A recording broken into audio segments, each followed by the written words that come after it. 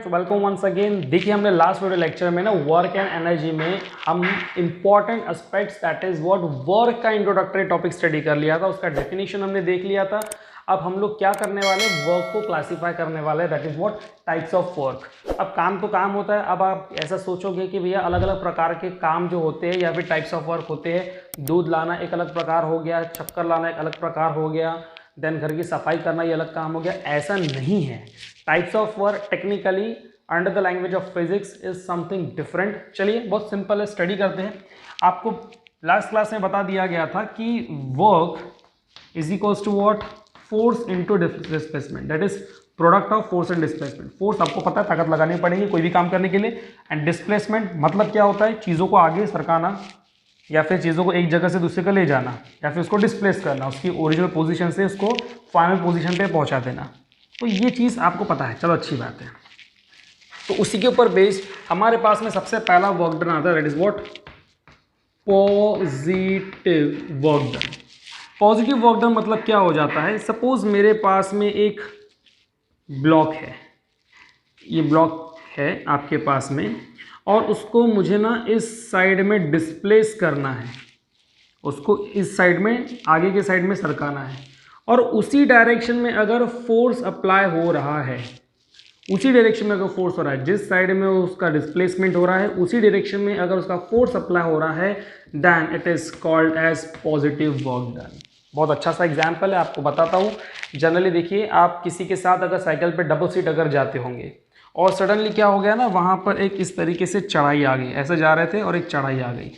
यह आपकी साइकिल है, ज़मीन से अटैच है, तो ये साइकिल है, भी डायग्राम अच्छी नहीं बनेगी, जैसा भी है साइकिल है। अब यहाँ से क्या है, चढ़ाई है, यहाँ से ऊपर चढ़ना है और आप डबल सीट बैठे हो, एक यहाँ बैठा हुआ है बंदा और एक बंदा यहाँ पे पीछे बैठा हुआ है। तो क्या हो जाएगा, चढ़ाई पे तो चढ़ नहीं पाएगा, वो स्लोप बहुत हाई है। तो क्या करता है, पीछे वाला उतर कर उसको धक्का देता है ना। पीछे वाला क्या करेगा, उतरेगा, उसको धक्का देगा। जाना कहाँ है भैया, इस डायरेक्शन में, और उसी डायरेक्शन में क्या लग रहा है, फोर्स भी लग रहा है, उसी डायरेक्शन में फोर्स लग रहा है। तो जिस डायरेक्शन में डिस्प्लेसमेंट हो रहा है उसी डायरेक्शन में अगर फोर्स लगेगा, then that kind of work will be called as positive work done. समझ में आ गया बात। चलिए दूसरा है हमारे पास में negative work done. Negative work done क्या हो जाता है, मान लीजिए, चलिए इस एग्जाम्पल से पहले आपको समझा देता हूँ, फिर उसके बाद हम अपने रूटीन वाले एग्जाम्पल लेंगे। Suppose this is a block, इस डायरेक्शन में उसका डिस्प्लेसमेंट करना है, उसको इधर सरकाना है, लेकिन फोर्स अप्लाई किया जा रहा है टू अपोजिट डायरेक्शन। आप बोलोगे ऐसा फालतू काम क्यों कर रहे हो, समझाने के लिए ध्यान रखिए। इस डायरेक्शन में क्या किया जा रहा है, डिस्प्लेसमेंट किया जाना है, लेकिन फोर्स जो है उसके अपोजिट डायरेक्शन में लगाया जा रहा है। तो ऐसा फोर्स नेगेटिव फोर्स होता है, और अगर फोर्स नेगेटिव हो गया तो आपका वर्क डन भी क्या हो जाएगा, नेगेटिव। वर्क डन भी क्या हो जाएगा, नेगेटिव। फॉर एग्जांपल, आप साइकिल चला रहे हो और आगे से एक बंदा आता है, आपका दोस्त आता है, और वो कहता है कि मेरे दोस्त मैं तुझको जाने नहीं दूंगा, और आपकी साइकिल को ऐसा पकड़ लेता है, वो अपोजिंग फोर्स लगाता है, आप भी जोर लगाते हो, तो आपका डिस्प्लेसमेंट इधर और वो फोर्स इस डायरेक्शन में लगा रहा है, अपोजिट डायरेक्शन में। So that will be a cause of negative work done. ठीक है, वो कैसा हो जाएगा, नेगेटिव वर्क डन। दोनों हो गए, पॉजिटिव नेगेटिव, प्लस और माइनस, इन दोनों को अगर मिला दिया जाए, दोनों का मल्टीप्लिकेशन किया जाए तो क्या आता है, जीरो। तो next is one what, zero work done. Zero work done क्या होता है, काफी सिंपल है, इन दोनों की मदद से। चलिए ये जो हमारे पास में है एक ब्लॉक है, वापस जैसे कि हमने यहाँ पे लिया है, अब इसको फोर्स लगाया जा रहा है, इसको क्या लगाया जा रहा है, फोर्स लगाया जा रहा है, बहुत फोर्स लगाया जा रहा है, बहुत फोर्स लगाया जा रहा है, लेकिन उसका डिस्प्लेसमेंट हुआ ही नहीं। जैसे लास्ट क्लास में आपको बताया था, उसका डिस्प्लेसमेंट ही नहीं हुआ, और डिस्प्लेसमेंट अगर जीरो हो गया तो force into zero will become zero, तो वर्क डन आपका क्या हो जाएगा, जीरो। दूसरी कंडीशन कि इस साइड में भी फोर्स लग रहा है और फोर्स इस डायरेक्शन में भी लग रहा है, दोनों अपोजिट डायरेक्शन में फोर्स लग रहा है, राइट। ये स्केल है, एक एन है।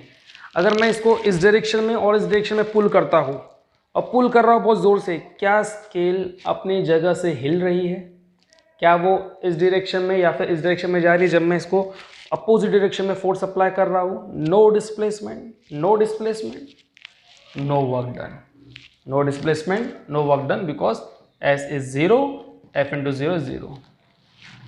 Another case, in case अगर फोर्स जो है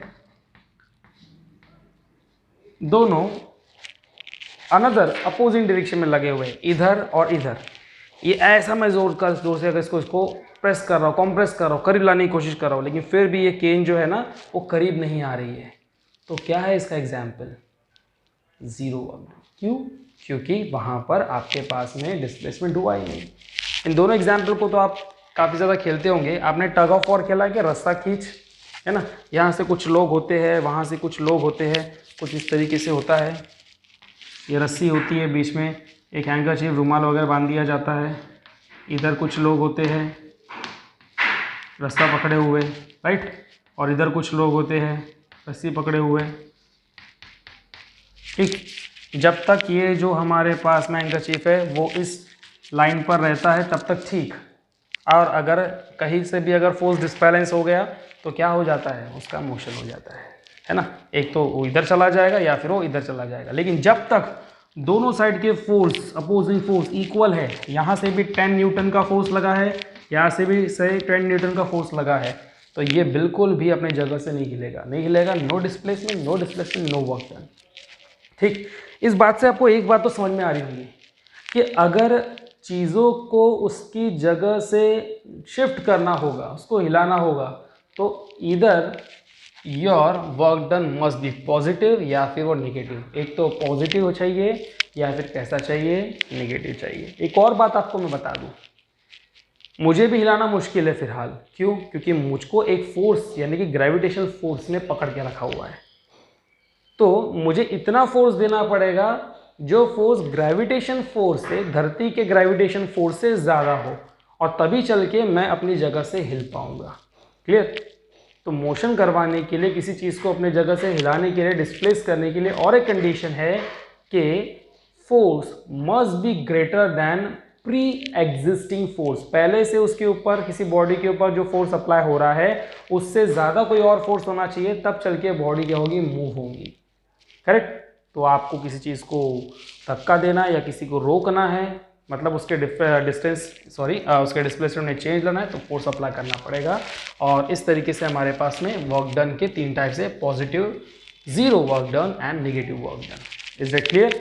इसको हम लोग एक ट्रिग्नोमेट्री के फॉर्म में नेक्स्ट क्लास में स्टडी करेंगे, तब तक आप एक बार इसको देख लीजिए। Thank you.